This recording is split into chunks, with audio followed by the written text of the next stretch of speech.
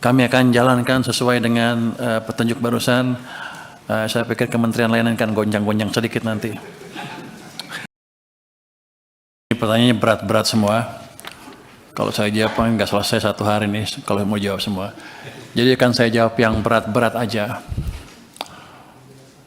Ini saya banyak ditegur masalah pajak dan kenapa? Pajak. Ya, terus. Ada pajak dan lain-lain. Seolah-olah keadaan normal. Yang perlu kita ingat adalah kita keadaannya nggak normal sampai September kemarin. Oktober aja baru mulai balik. Belum keluar dari ketekanan loh. Ini yang coba kita perbaikin. Jadi jangan dihitung sebagai keadaan normal.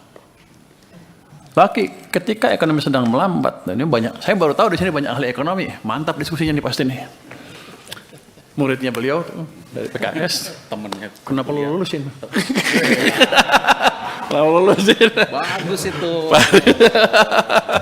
Saya mau tekan dia di sini. ITB nggak lulus katanya.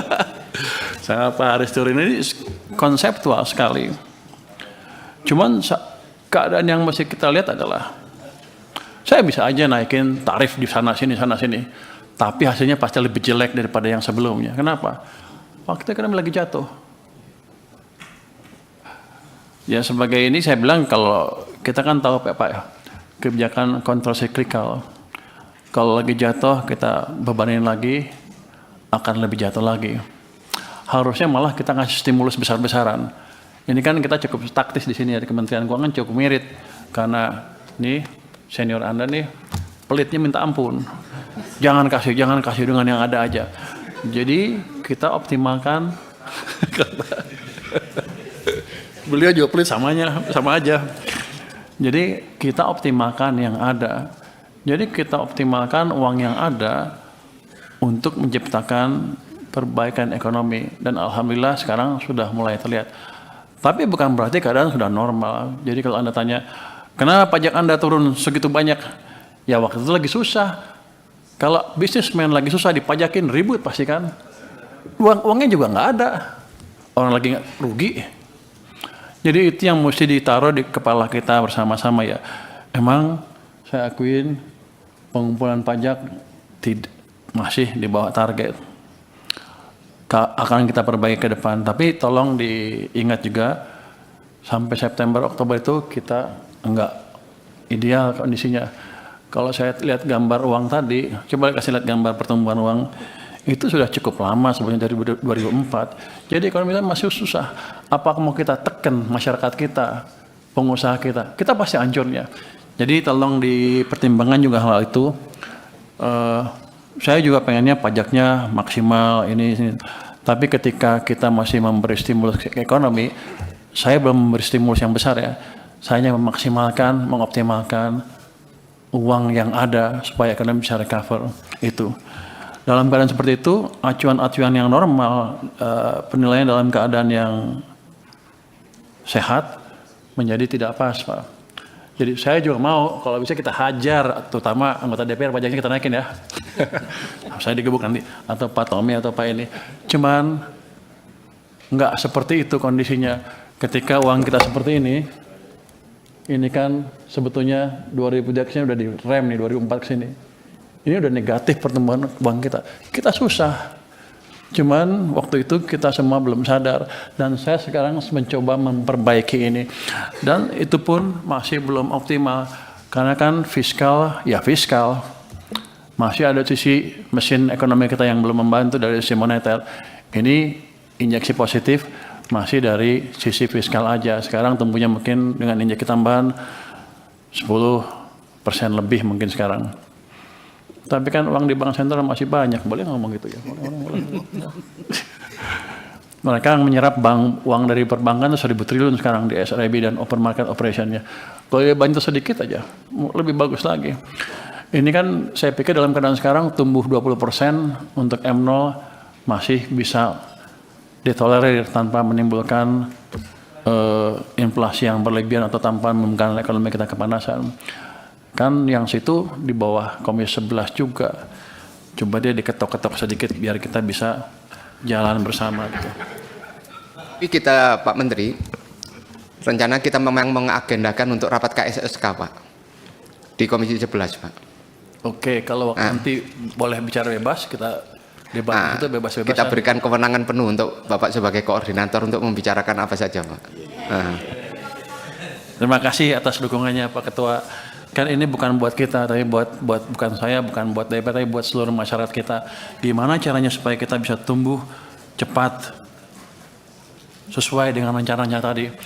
Kalau melihat itu tadi masukan dari Pak Dolvi, ya itu kan semua angka-angka dari apa? RPJMN ya. RPJMN kan banyak sektornya Pak ya. Bapak nanya ke saya itu, saya nggak tahu, saya boleh nggak masuk ke sektor-sektor itu, karena setiap saya masuk ke sana orang bilang Anda masukin urusan kementerian yang lain, ya bukan urusan saya emang, tapi kita akan coba diskusikan sana supaya itu Pak Ketua, boleh jalan merespon semua. Pak Ketua? Boleh. Cuma gini, Silakan Pak Dolvi. saya terus Pak, problem-problem itu menjadi keluar ketika pertumbuhan kita lambat di bawah targetnya. Ketika tumbuhnya cuma 5%, ya begitu. Manufacturing sektor yang nggak tumbuh, ya tumbuhnya pelan lah. Yang lain juga sama, termasuk penciptaan lapangan kerja, termasuk juga penguatan kelas menengah kita. Kalau 5% ada begini-begini aja, nggak tumbuh. Makanya ke depan saya ingin uang yang ada, APBN yang ada bisa maksimal mendorong pertumbuhan ekonomi sehingga ada penciptaan lapangan kerja yang betul bukan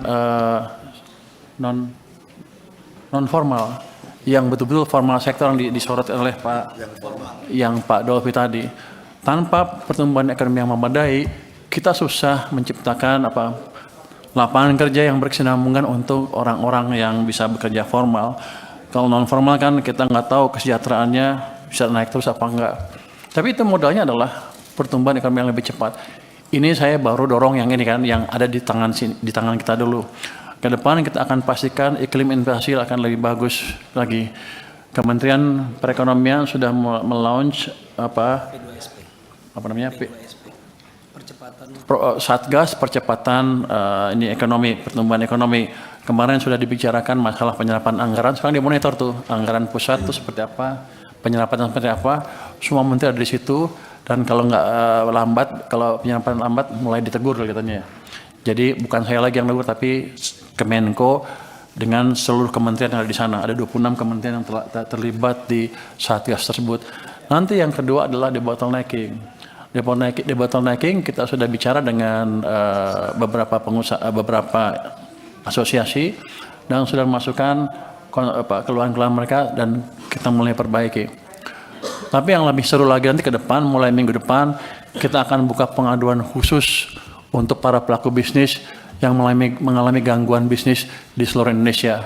Mereka akan bisa mulai ngadu minggu depan lagi akan kita mulai sidangkan satu persatu, case by case. Kalau di atas kertas kan peraturan gampang kan, bagus, OES ideal. Kalau saya dengar laporan kemarin juga bagus, semuanya lancar.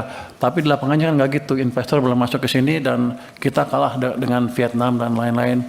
Saya harapkan nanti dengan adanya sidang-sidang seperti itu, kita akan betul-betul tangani masalah yang betul-betul dihadapi oleh pelaku bisnis. Dan nanti ada juga di situ ada Pokja 3, kalau ada peraturannya. Kalau di Pokja 2 yang di bottlenecking tadi ada masalah yang ditemukan masalah peraturan, nanti peraturannya dilempar ke Pokja 3. Pokja 3 aja akan memperbaiki peraturannya. Dan kami akan monitor terus nanti dari Pokja 2 gimana implementasi perbaikan peraturannya. Dengan cara itu saya pikir kalau moneternya bagus, optimal, fiskalnya bagus, optimal, belanjanya masyarakat bagus, nanti terus iklim usaha jadi diperbaiki secara terus-menerus ya. Ini kan saya pikir setiap Senin atau Selasa saya akan sidang, kita akan mungkin 7-8 kasus setiap hari itu nanti kita bereskan. Saya pikir akan membaik dengan signifikan dalam setahun iklim usaha kita. Dalam keadaan seperti itu nanti kita baru bisa melihat atau mengharapkan pertumbuhan ekonomi yang lebih cepat. Kalau udah 6%, saya pikir tahun depan udah bisa 6%. nanti baru kita kenakan pajak-pajak tadi itu, pajak-pajak yang selama ini ditunda. Saya pikir kalau udah orang lebih gampang cari kerja, udah agak makmur sedikit, dipajakin juga nggak akan marah-marah lagi seperti kemarin ketika ekonomi jatuh. Jadi tentunya akan kita perhitungkan seperti apa nanti pajak yang pas buat masyarakat, buat kita tanpa mengganggu momentum pertumbuhan yang terjadi. Jadi begitu Pak Dolfi. Jadi dengan cara itu kita harapkan nanti semuanya bisa membaik. Angka-angka target tadi nanti kita akan lihat di akhir tahun. Kalau Anda misalnya bilang kalau nggak tercapai, apa konsekuensi untuk Kementerian Keuangan? Coba Pak, lu kan gurunya, guru itu ada masukan nggak? Mau ngapain? Gaji lu dipotong? Ada gaji. Mau diapain? Gaji mulai gaji menteri lah. Oh, menteri luar. Nggak, kita akan lihat. Artinya gini. Peraturan, ada peraturan. Pak Menteri, sebelum yang ke situ tadi, izin Pak Ketua. Silakan. Tadi mengenai apakah Menteri Keuangan bisa ikut masuk di dalam sektor-sektor yang tadi itu, pertanian, pertambangan, dan seterusnya yang banyak itu tadi. Kalau kita baca di Undang-Undang Keuangan Negara, Pak, tugas menyusun APBN diserahkan kepada Menteri Keuangan, diberi kuasa oleh Presiden di dalam menentukan kebijakan-kebijakan fiskal, termasuk logical framework dari program-program kementerian lembaga. Masuk akal apa enggak? Bahkan pernah menjadi temuan BPK bahwa program-program kementerian lembaga itu tidak memenuhi aspek logical framework dari mencapai sasaran pemerintah. Kalau Menteri Keuangan bisa memotong anggaran, kenapa Menteri Keuangan tidak bisa mempertajam program? Kalau sektor-sektor ini tidak disentuh, Pak Menteri, tugas siapa? Karena kalau kita hitung, Pak, sektor-sektor ini, Pak, 75% ada pengampunya di kementerian. Pertanian, di Kementerian Pertanian. Pertambangan, ada kementeriannya. Industri, ada kementeriannya. Kalau kementerian-kementerian ini tidak hanya membelanjakan APBN saja, ya nggak akan mendorong pertumbuhan ekonomi, Pak Menteri. Tapi kalau didorong kementerian-kementerian ini membuat kebijakan yang bisa menghasilkan nilai tambah di setiap sektor, contoh yang paling ekstrim yang saya bilang tadi, pertanian. Dengan satu kebijakan saja, pertumbuhan ekonomi sektornya langsung lompat. Hanya menyerap gabah petani 6.500 per kilo. Nah, maksud saya sektor-sektor yang lain, kementerian lain didorong Pak Menteri untuk ada kebijakan-kebijakan yang bisa menghasilkan nilai tambah ekonomi. Kalau tidak, seperti kata Pak Aris, konsumsi ya segitu terus. Belanja pemerintah ya mau mengundang investasi, kita tahu problemnya. Undang-undang Ciptaker dari disahkan sampai sekarang, kalau ditanya sudah berjalan, 50% berjalan aja sudah bagus. Itu Pak Menteri. Terima kasih Pak Dolfi atas penegasannya. Saya pikir juga tadinya saya boleh begitu. Tapi kan waktu saya gitu banyak yang ribut. Tapi kalau ditegaskan lagi seperti ini ya saya akan lihat lagi nanti. Kita terima kasih atas dukungannya saya pikir. Emang harusnya sih kita bisa kontrol paling enggak uangnya dipakai yang betul dan bisa menghasilkan impact ke pertumbuhan ekonomi yang baik. Jadi terima kasih atas dukungannya Pak. Kalau kita memberikan dukungan Pak, karena instrumen yang Bapak gunakan masuk ke mereka itu adalah instrumen Bapak bagaimana APBN itu dibelanjakan dengan benar. Instrumen itu boleh Pak. Dan itu kewenangan Bapak. Karena instrumen yang Bapak gunakan adalah instrumen di wilayah kewenangan Bapak dalam rangka APBN digunakan dengan benar. Termasuk Bapak mengontrol APBN ini sudah berapa jauh besaran serapannya. Itu Pak. Itu menurut saya sangat luar biasa Pak.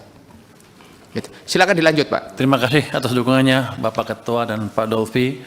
Kami akan jalankan sesuai dengan petunjuk barusan. Saya pikir kementerian lain akan gonjang-gonjang sedikit nanti. Ya. Untuk restitusi tadi dari Pak Haris, restitusi cukup besar. Yang penting kan memang nilai netonya kan. saya dapat masukan juga rupanya restitusi yang tahun ini itu restitusi dari 2 tahun sebelumnya yang ditangguhkan. Jadi tahun depan mestinya akan lebih kecil dibandingkan dampak negatifnya yang tahun ini. Jadi 2 tahun lalu ditangguhkan, ditaruh semua di tahun ini. Download Tribun X sekarang. Menghadirkan lokal menjadi Indonesia.